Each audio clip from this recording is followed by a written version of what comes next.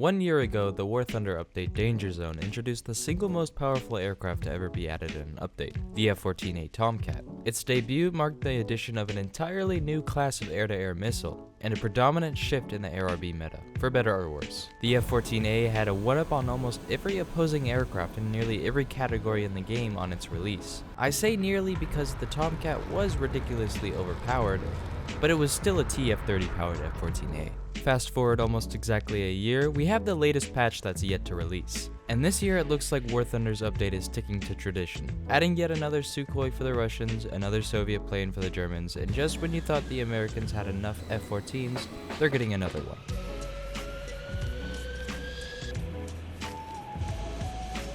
The F-14B solves just about the only important flaw the F-14A actually still suffers from in the present day, engine power.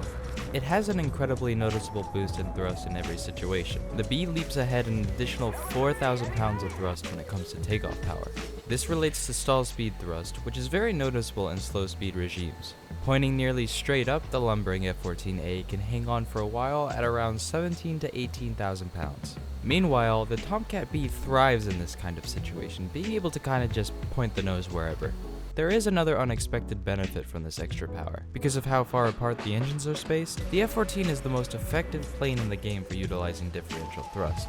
Yes, I know some of you may have cringed hearing that term used unironically, but it actually is more than just a gimmick for Maverick wannabes. The better engines means that you can more effectively power yaw the aircraft at even higher speeds than the F-14A. It's a very situational technique, but it can be a game changer if properly practiced. Speaking of game changing, that's exactly what the famous Phoenix missile did when it came to War Thunder. The AIM-54A could be argued to have been the point of no return when it comes to missile technology advancement in War Thunder. With the early variant already having a range of over 70 kilometers in the right conditions, a lot of concern was had with the upcoming AIM-54C. The C version, as it stands in the dev server, is hard to tell apart from the A. Since it's such a long-range missile, you can't really take the time to observe it throughout its entire flight time.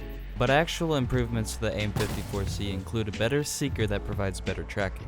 It's supposed to have a smokeless motor as well, but still no sign of that yet. As far as it goes for other armaments, the AIM-9L is another drastic improvement over the AIM-9H. At 12.0, 30G missiles are pretty much standard now, so to the F-14, this solves another shortcoming.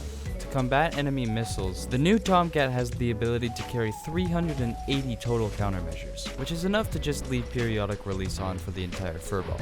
The F-14B's laser-guided bombs mark the first addition of this kind of weaponry to the American tech tree. Together with the Lantern Pod, these are incredibly effective. It can also drop the new drag bombs, which look really cool, but I doubt anyone's gonna actually use them.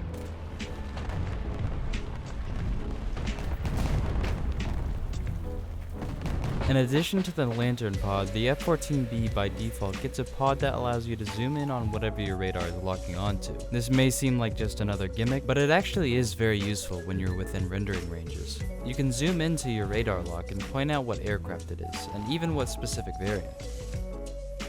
To summarize, the F-14B has everything over the F-14A. It has better flight performance, it has better air-to-air armament, it has much better air-to-ground armament, and it has more countermeasures and better optics. To be honest, this one's going to be an absolute monster.